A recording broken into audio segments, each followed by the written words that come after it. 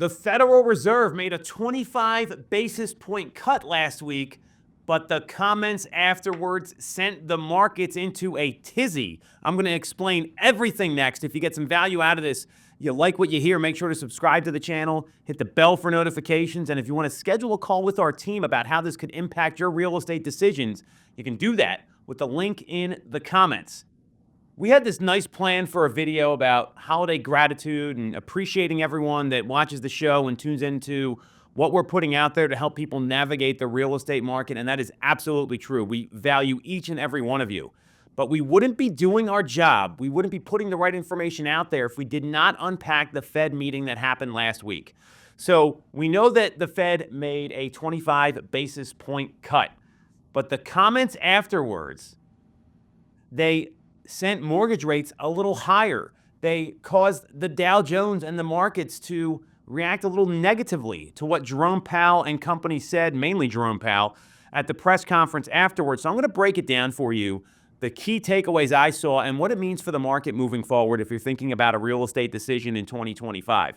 So number one, Powell did not seem confident in the inflation and labor market directions for 2025. We're seeing more softening of the labor market, not the break in the labor market that the Fed has been striving for. They revised their inflation targets. So the full year GDP growth is now being targeted at 2.5%. That's a half point higher than the September numbers. Headline inflation in September was predicted at 2.3%. They revised that prediction to 2.4%. And core inflation went from 2.6% projections in the month of September to 2.8% at the most recent meeting last week. And they also lowered expectations on unemployment at 4.2%, down from 4.4%. And we know that the Fed wants to break the labor market a little bit, so that was not a good sign. So the higher expectations on inflation show there's a lack of confidence by the Fed right now in what's going on. And the Fed kind of painted themselves in a corner because they promised this rate cut. They said they were going to make 4 cuts of 25 basis points each. They made a 50-point cut, then 2 25s.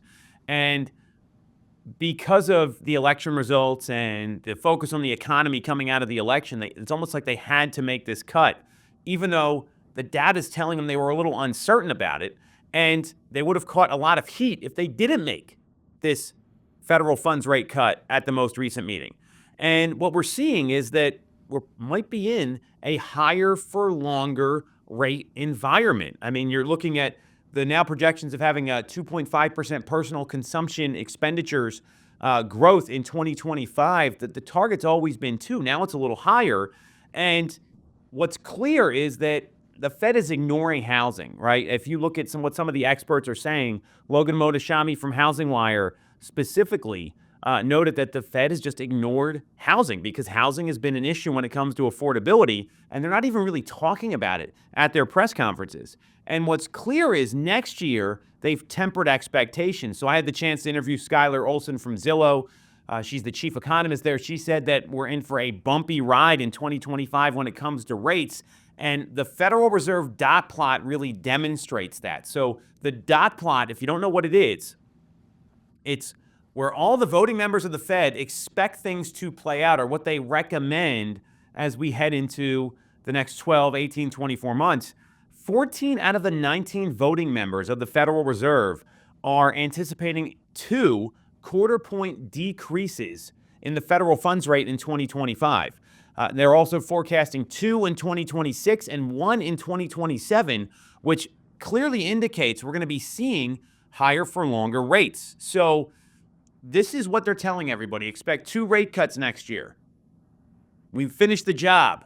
We're a little nervous about where the market's going. We're unsure. We're not confident. That was the message coming out of these comments, which sent the market into a tizzy and rates jumped up.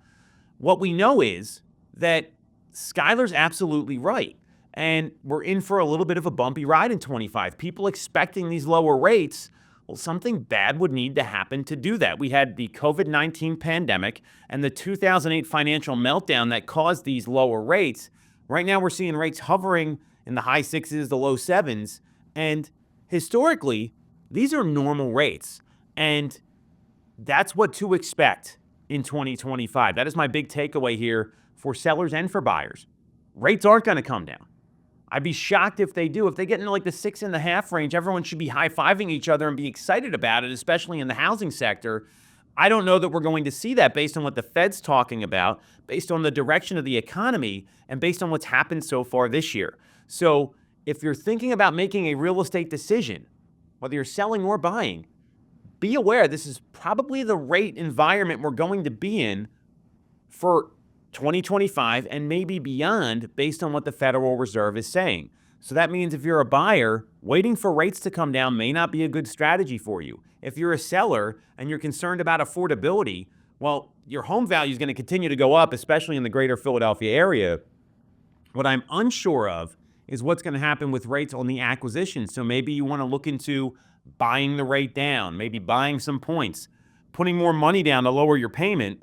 These are all things you want to consider, and it really demonstrates the importance of planning out your real estate decisions well in advance of when you actually want to make them. So if you're thinking spring, summer, meet with an agent now. Get clear on the direction of the market now, because what the Federal Reserve did, they kind of pulled a Ebenezer Scrooge. I'm going to ruin your Christmas with these comments, but we've got to be real with them to understand the market better.